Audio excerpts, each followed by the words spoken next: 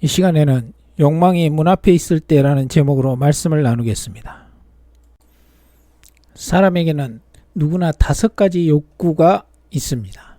식욕, 색욕, 제욕, 수욕, 명욕, 이것을 오욕이라고 합니다. 이것은 생물학적인 충동으로 욕구 자체는 죄가 되는 것이 아닙니다. 이 욕구가 조절되지 않을 때 욕망이라고 합니다. 우리 욕구가 조절되지 않으면 자신을 망가뜨리고 다른 사람을 해치는 흉기가 되는 것입니다. 사람은 자신의 욕구를 적절하게 통제하면서 살아야 합니다. 옛날에 한 인디언 노인이 어린 손자 손녀에게 이런 얘기를 들려주었습니다. 어느 날 할아비 마음속에 사는 늑대들이 싸우기 시작했단다. 한 마리는 두려움과 분노와 시기심과 슬픔과 후회와 욕심과 오만함과 자기연민과 죄책감과 원함과 열등감과 거짓말과 자만심과 우쭐거림과 그리고 자존심이 하늘을 찌르는 녀석이었단다. 다른 한 녀석은 즐거움과 평안과 사랑과 희망과 나눔과 평안과 겸손과 친절함과 자비함과 우정과 동정과 너그러움과 진실과 공감과 신념으로 가득한 놈이었단다. 너희들은 언젠가 어른이 되면 마음속에서 이 2마리의 늑대가 싸울 때가 있을 거란다. 아이들은 잠시 이 말을 곰곰이 생각해 보더니 한 아이가 할아버지께 물었습니다. 할아버지, 어떤 늑대가 이겼나요? 인디언 노인의 대답은 간단했습니다. 그야 이 할아버지가 먹이를 주는 쪽이 이겼단다. 욕구가 조절되지 않고 욕망으로 되어질 때 욕망을 제거하려면 어떻게 해야 됩니까? 첫째, 죄의식에서 해방되어야 합니다. 예수님을 배반하고 갈릴리에서 고기를 잡고 있는 베드로에게 부활하신 예수님이 찾아왔습니다. 요한복음 21장 15절에 요한의 아들 시몬아, 내가 이 사람들보다 나를 더 사랑하느냐 하시니 이르되 주님 그러하나이다. 내가 주님을 사랑하는 줄 주님께서 아시나이다.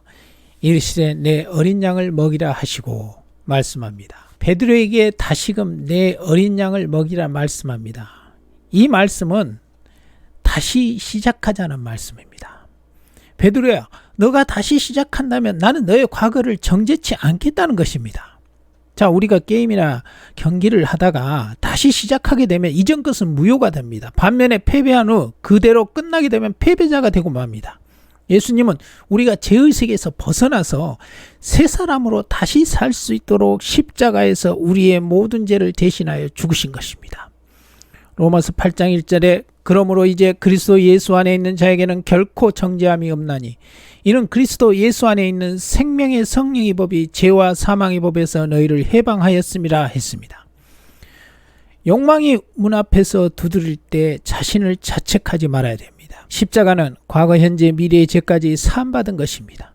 우리는 새 사람으로 거듭났지만 옛사람의 잔재가 남아서 죄에 넘어질 수 있는 존재입니다. 그러나 다시 일어선다면 정죄하지 않겠다는 것입니다. 베드로가 죄의 세계에 묶여 있었다면 초대교회의 영적 지도자는 되지 못했을 것입니다. 죄의식은 부정적인 나쁜 늑대에게 힘을 실어주는 것입니다.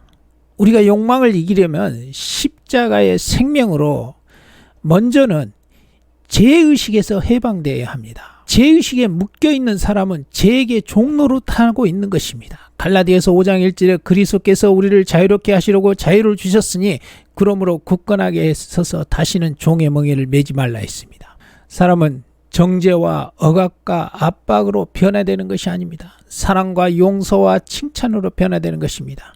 죄의식은 웅덩이에 빠진 사람을 빠져나오지 못하게 누르는 것입니다.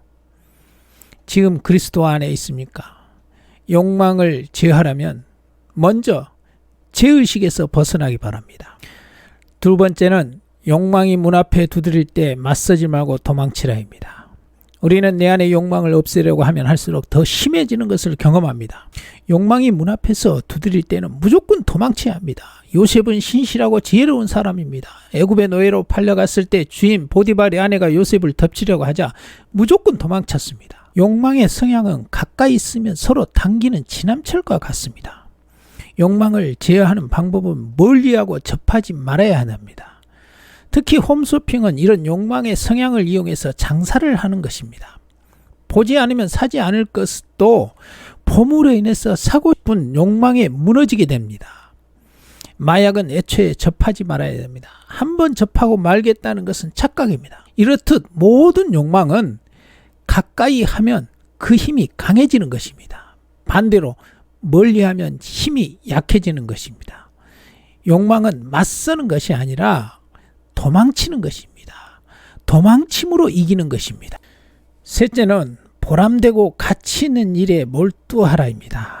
내 안의 욕망을 사라지게 하려면 바로 다른 가치 있는 일에 몰두하는 것입니다. 우리가 자신의 욕망을 계속 생각하면 할수록 욕망은 힘을 얻습니다. 인디언 할아버지의 이야기처럼 욕망에 몰두하는 것은 나쁜 늑대에게 먹이를 주는 것입니다. 욕망에 힘을 빼는 방법은 무시하는 것입니다. 생각 자체를 하지 말아야 됩니다.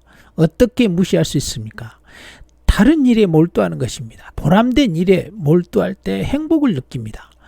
이 행복한 감정이 바로 욕망을 사라지게 하는 처방인 것입니다. 지금 자신에게 보람되고 가치 있는 일이 무엇인가 생각해 보기 바랍니다. 가치 있는 일을 아직 찾지 못했다면 우선 차선책으로 재미있는 일을 찾아서 그 일에 몰두하는 것도 한 방법입니다. 하지만 가장 좋은 방법은 보람있고 가치 있는 일을 찾아서 몰두하는 것입니다. 그러면 행복은 물론 성공을 맛보게 될 것입니다. 정리합니다. 욕망을 통제하려면 먼저 죄의식에서 벗어나야 됩니다. 십자가는 우리를 죄의식에서 벗어나게 하는 능력입니다. 두 번째, 욕망은 문 앞에 두드릴 때는 도망쳐야 합니다. 세 번째, 욕망은 관심을 갖지 말아야 힘이 사라집니다. 욕망을 잊어버리는 방법은 보람되고 가치 있는 일을 찾아서 그 일에 몰두하는 것입니다.